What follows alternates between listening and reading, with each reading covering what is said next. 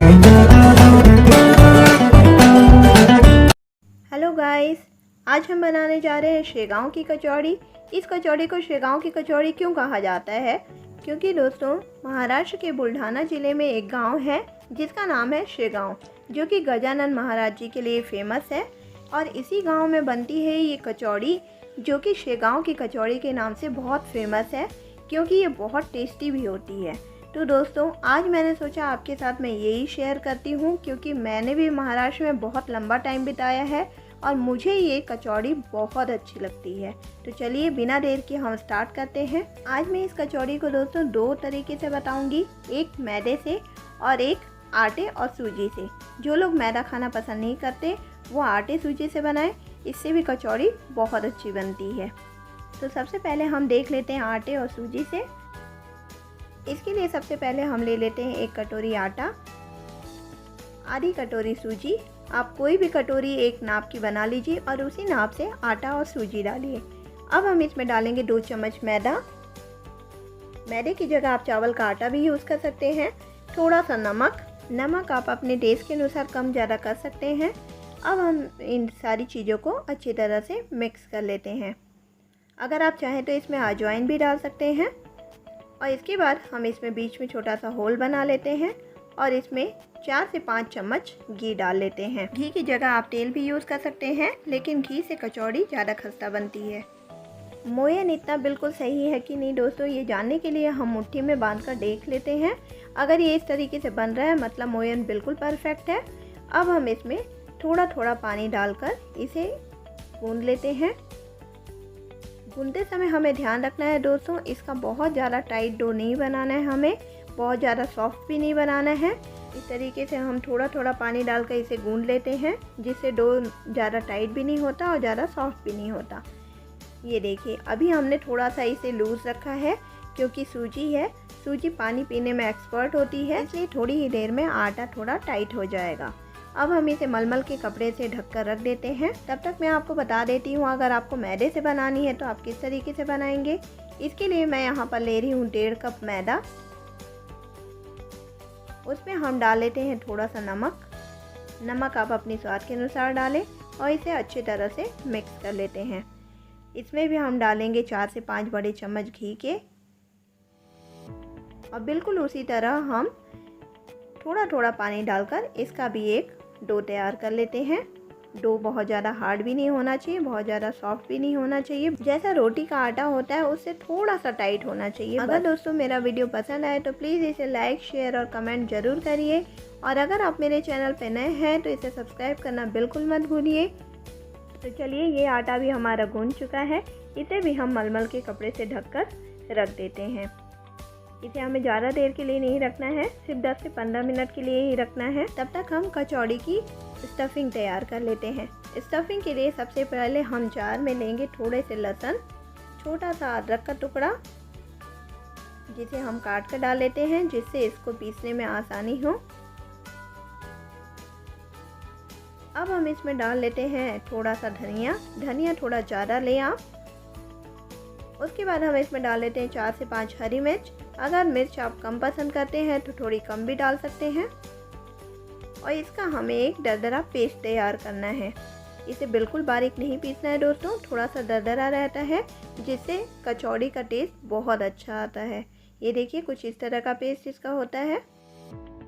अब इसके बाद हम एक कढ़ाई ले लेते हैं, जिसमें हम डालेंगे थोड़ा सा धनिया, साबुत धनिया लिया है मैंने, थोड़ी सी सौंफ और 3 से 4 लाल खड़ी मिर्च।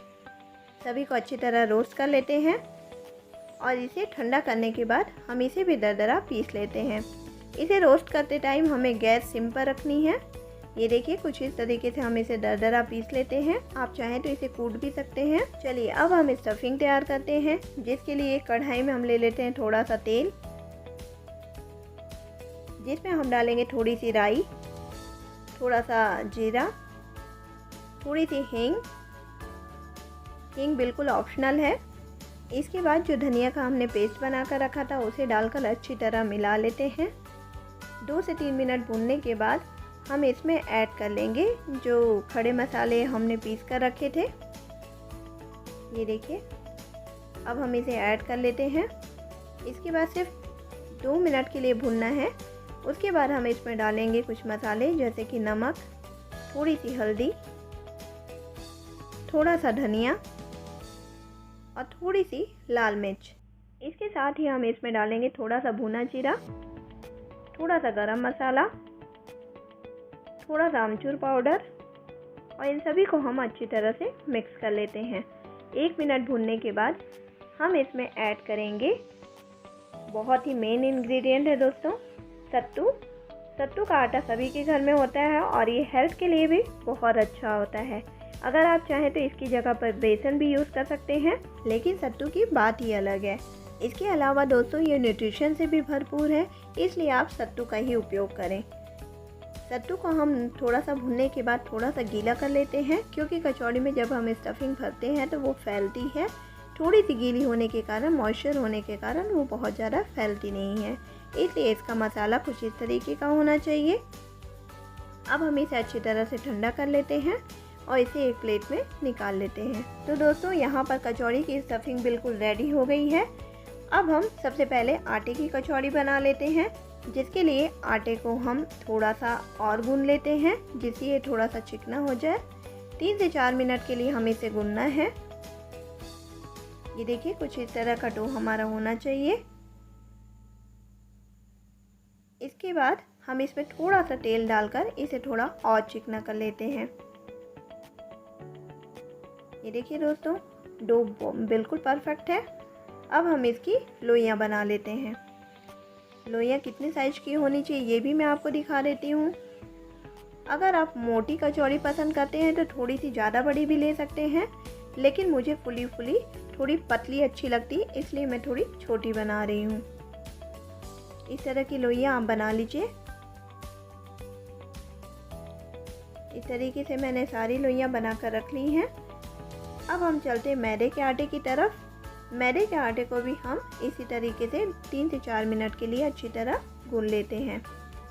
गूंदने के बाद इसकी भी लोइयां कुछ इसी तरीके से हम रेडी कर लेते हैं। चलिए अब हम देख लेते हैं कि कचौड़ी बनानी कैसे है। सबसे पहले दोस्तों हम लोई को थोड़ा सा हाथ से ही दबाकर बड़ा करेंगे, कुछ इस तरीके से।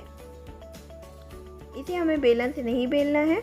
उसके बाद हम इसमें थोड़ी सी स्टफिंग लेकर कुछ इस तरीके से भर लेते हैं।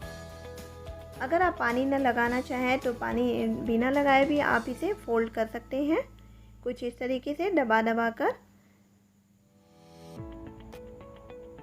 ऊपर से जब पूरी तरह से फोल्ड हो जाए तो हम इसे घुमाकर प्लेन करने के बाद इसे इस तरीके से फोल्ड कर देना है।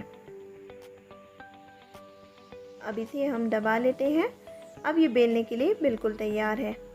एक बार और आपको मैं बता देती हूँ दोस्तों, कुछ इस तरीके से हम हाथ से इसे फोल्ड कर लेते हैं। अब मैं इसे पानी लगाकर बता रही हूँ। अगर आपकी कचौड़ी खुलती है तेल में तो आप इस तरीके से पानी लगा लीजिए किनारों पर, जिससे कचौड़ी बिल्कुल नहीं खुलेगी। सेम इसी तरीके से दोस्तों हम मैदे की भी कचौड़ी तैयार कर लेते हैं, लेकिन जब भी आप मैदे की कचौड़ी बनाएं तो ध्यान रखें कि पानी लगाना बिल्कुल ना भूलें। पानी ज़रूरी है दोस्तों, नहीं तो कचौड़ी खुल सकती है। अब हम इसे हल्के हाथों से बेल लेते हैं। हमें दबाव देकर बिल्कुल भी नहीं बेलना है दोस्तों, नहीं तो इसकी स्टफिंग बाहर भी आ सकती है। बहुत थोड़ा हमें बेलना है। जिस तरीके से हम पूड़ी बेलते हैं उससे थोड़ी मोटी होनी चाहिए। देखिए इस तरह की इसकी मोटाई होनी चाहिए। अब ये कचौड़ी बिल्कुल रेडी है तलने के लिए। इसी तरीके से हम बाकी की कचौड़ी भी रेडी कर लेते हैं। अब हमने एक कढ़ाई में तेल ले लिया है। यहाँ पर तेल दोस्तों बहुत ज़्यादा गर्म नहीं होना चाहिए, मीडियम गर्म होना चाहिए। सबसे पहले हम तेज़ आंच में कचौड़ी को कुछ इस तरीके से तेल ऊपर डाल कर तल लेते हैं, जिससे कचौड़ी पूरी तरीके से फूल जाती है। उसके बाद हमें गैस की आंच कम कर देनी है। साथ ही साथ हम दूसरी कचौड़ी भी डाल सकते हैं। अगर आप एक्सपर्ट नहीं हैं तो एक एक करके कचौड़ी तलिए, नहीं तो आप 2-3 कचौड़ियाँ भी एक साथ तल सकते हैं। ये देखिए कचौड़ियाँ कितनी अच्छी फूल कर तैयार हुई है। जब तक ये गोल्डन ब्राउन ना हो जाए इसे सिम पर या मीडियम आंच पर तलते रहना है। कचौड़ी या समोसे बनाना हो दोस्तों तो थोड़ी सी पेशेंस की ज़रूरत होती है, तो कचौड़ी बहुत क्रिस्पी बहुत कुरकुरी बनती है। इसी तरह हम मैदे की भी कचौड़ियाँ तैयार कर लेते हैं। मैंने पहले भी दोस्तों आपके साथ कचौड़ी की बहुत सारी रेसिपियाँ शेयर की हैं, जैसे कि राज कचौड़ी, दाल की कचौड़ी, सभी अलग अलग तरीक़ों से बनती है और सभी का टेस्ट भी अलग अलग होता है।